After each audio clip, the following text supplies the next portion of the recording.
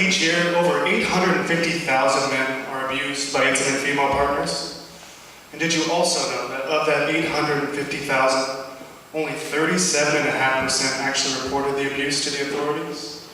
When compared to the nearly 63% of women who report their cases of abuse, the number of men who remain silent despite injury is staggering. Though I admit it's not entirely surprising. Indeed, society puts an unfair burden on men to fulfill certain standards, requiring them to be physically and mentally tough, sexually aggressive, good at sports, and averse to emotional discussions, of course. While metrosexuality and the advent of emo music may have eased the restraints of masculinity, men are still very much required to emit a certain machismo. Failure to do so may result in derogatory name-calling, such as pussy, meaning exhibiting the characteristics associated with a cat; bitch, a term indicating the feminine gender of a canine; and finally, chicken dick, a compound noun combining chicken heart with little or tiny dick, meaning one whose testicular fortitude is equal to or lesser than that of a chicken. In short, abused men must not only withstand physical injury, but must also survive existential trauma. All hope is not lost, however, as there are ways to avoid such trauma while still obtaining help. Though I admit these practices are not fail-proof, studies show that they were effective in 75% of half the documented cases. The list of practices to avoid and to follow must be adhered to carefully, as any deviation from the technique could result in further suffering. So first, what you should avoid. What you should avoid, number one, is crying. While studies attest to the therapeutic value of crying, I must strongly discourage it, unless of course you are alone and without danger of being recognized. If you do decide to cry, make sure you have eye drops available to reduce any redness or puffiness that is usually associated with it. Failure to take such precautions can alienate you from your peers. And if you do find yourself crying uncontrollably, as a last resort, you can always feign an allergic reaction. But this excuse is typically only valid in cold and windy climates. So what you should avoid, number two, makeup. Due to your lack of experience with the application of makeup, the risk of you being caught wearing it is great. This would result in unwanted gossip about your possible weekend exploits, thereby further damaging your already fragile psyche. Ultimately, men who are battered and bruised are really already quite masculine, so long as the bruises were received legitimately. So there's little need to cover bruises. Instead, you must concoct a story describing the injury as a result of one of the following manly activities: training in mixed martial arts, drunken bar fighting, teaching a child how to fight, or a BMX or motorcycle accident.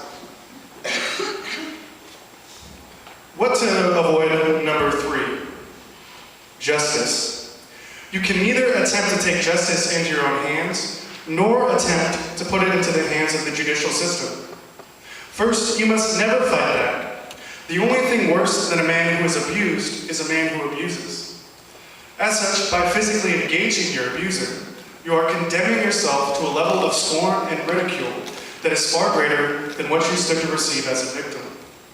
Secondly, because you probably do not have a notarized statement of guilt that has been signed by your abuser, the judicial system is unlikely to be of any help. In fact, studies suggest that seeking such help is counterproductive. Given the likely size differential between you and your abuser, authorities are more likely to be suspicious of your motives than to take heed of your bruises. Further, involving authorities may instigate your abuser, rather than remedy the problem. In fact, it could lead your abuser to fabricating a story to avoid arrest, should she claim that you abused her, or that she acted out of self-defense. Then you will be the one penalized. So you must be thinking, well, Scott, what should I do? I'm glad you asked. What to do, number one. Act out of character. When people think your problems are wholly psychological, and this is a fact, they are more inclined to get involved. But this deviation from character, from your normal character, must be done tactfully. So first, start by avoiding eye contact during conversation.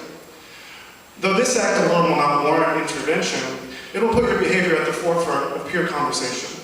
And once news of your peculiar demeanor is circulating through the community grapevine, you must reinforce this behavior with further character abnormalities. I suggest that you begin talking to yourself when you're alone at the office or have a private moment at a friend or family member's house. So start by reciting the same phrase continuously. Then once you are rejoined by your companion, abruptly stop talking and act surprised. If your companion makes an inquiry as to what you are saying, simply tell them that you are singing Chris Brown's Forever. Please note that the queerer the phrase is, the better. I have personally had success with the following phrases: you are sleeping, I will make you be sleeping.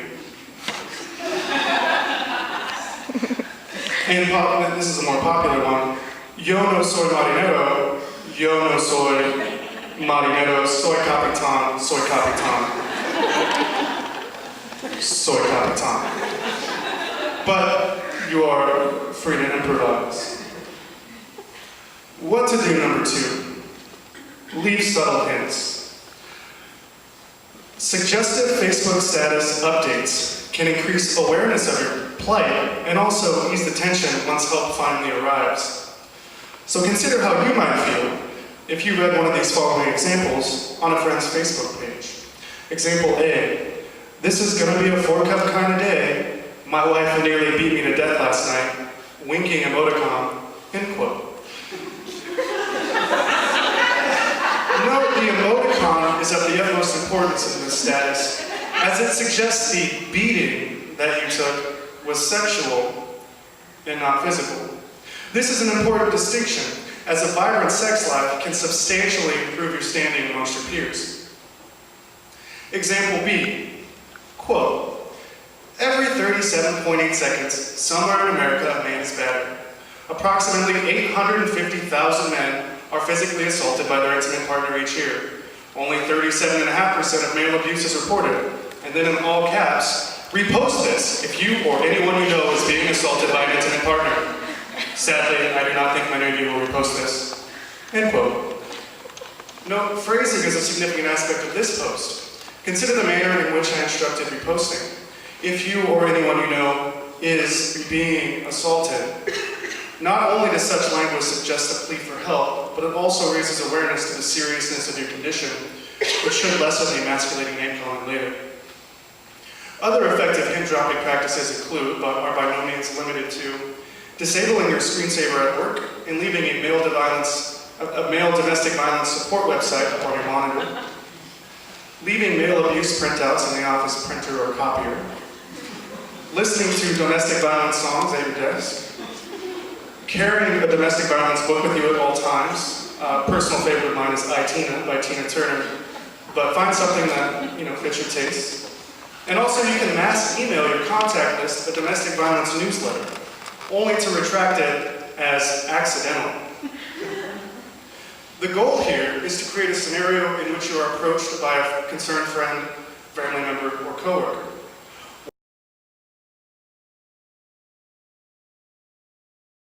That define you as a man. Eventually, continued odd behavior will force concerned friends and family members to take action. Until then, you must, and this is what to do, number 3, ride out the hysteria.